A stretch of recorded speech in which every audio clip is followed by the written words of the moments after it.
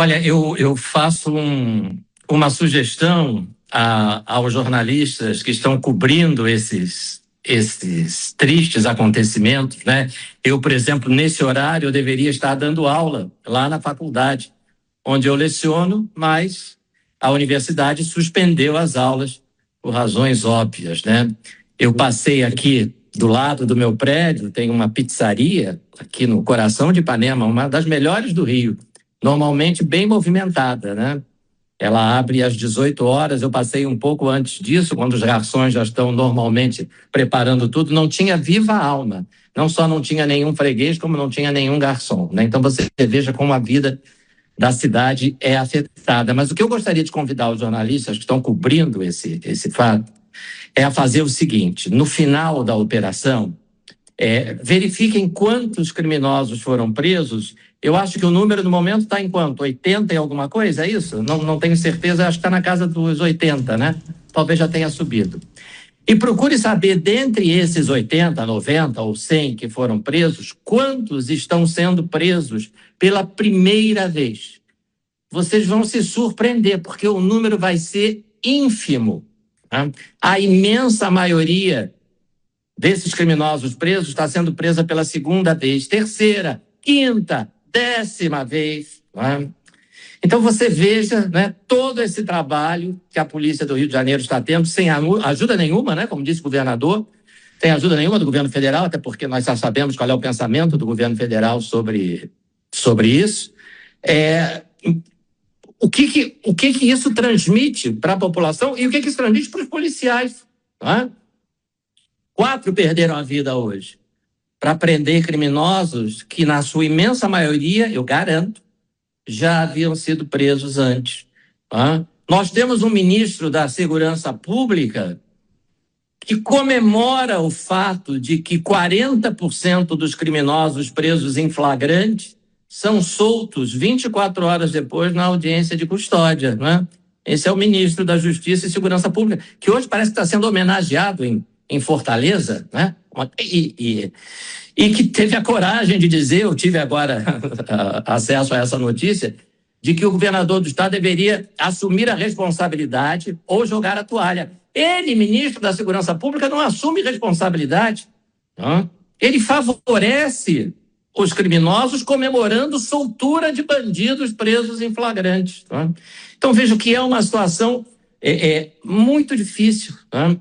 A ADPF 635, a operação de hoje foi contra o Comando Vermelho, a ADPF 635, aquela decisão do Supremo que dificultou as operações policiais tremendamente no Rio de Janeiro, ela resultou num aumento de 25% do território dominado exatamente por essa facção, que hoje é alvo dessa operação, o Comando Vermelho, que é a maior facção aqui do Rio.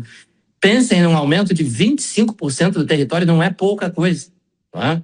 Quer dizer, se o Comando Vermelho dominava uma comunidade, uma favela, hoje ele domina o entorno dessa favela numa área 25% maior.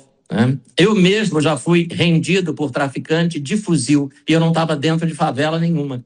Né? É isso que a gente vive aqui no Rio de Janeiro. Né? E aí a pergunta que eu faço é a seguinte: qual é o sentido de uma legislação que cria uma estrovênia, se me desculpe, me perdoa a palavra, que é o chamado tráfico privilegiado, que permite uma redução de pena para o traficante, um benefício para o traficante, se não for provado, se a promotoria não conseguir provar, que ele pertence a uma facção criminosa. E aí vem os tribunais, porque no Brasil a lei é ruim, mas os tribunais conseguem torná-la ainda pior com a jurisprudência. A jurisprudência é a interpretação da lei pelos tribunais, né? E dizem o seguinte: olha, o traficante foi preso numa área, Cidade de Deus, por exemplo, dominada por esse mesmo Comando Vermelho. Ninguém vende droga na Cidade de Deus se não for do Comando Vermelho. Se não for do Comando Vermelho e for vender droga na Cidade de Deus, é morto. Então, se ele foi preso vendendo droga na Cidade de Deus, é porque ele é do Comando Vermelho. Aí os tribunais dizem, mas isso não é suficiente, isso não é prova suficiente de que ele é filiado a uma facção.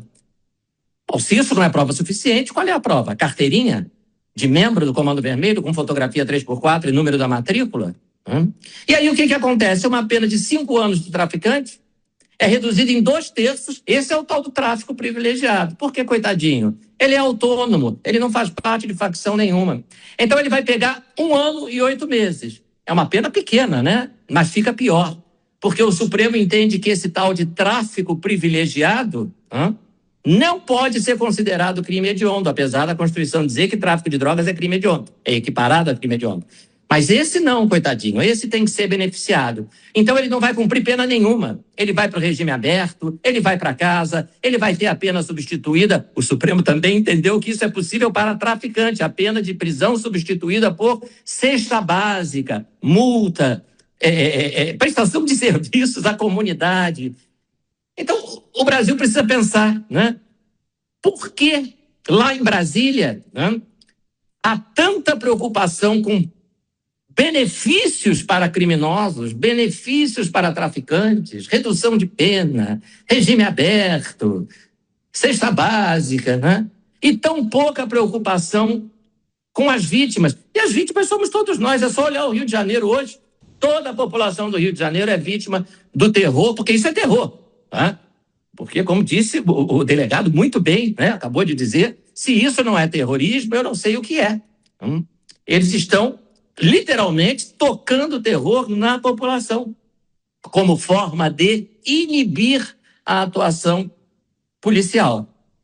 Então, hoje, o carioca está tendo um dia infernal e eu receio que hoje seja o marco inicial de uma nova etapa do crime organizado no Rio, que é uma atuação francamente voltada para implantar o pânico na população civil como forma de atrapalhar as operações policiais. E isso é muito preocupante.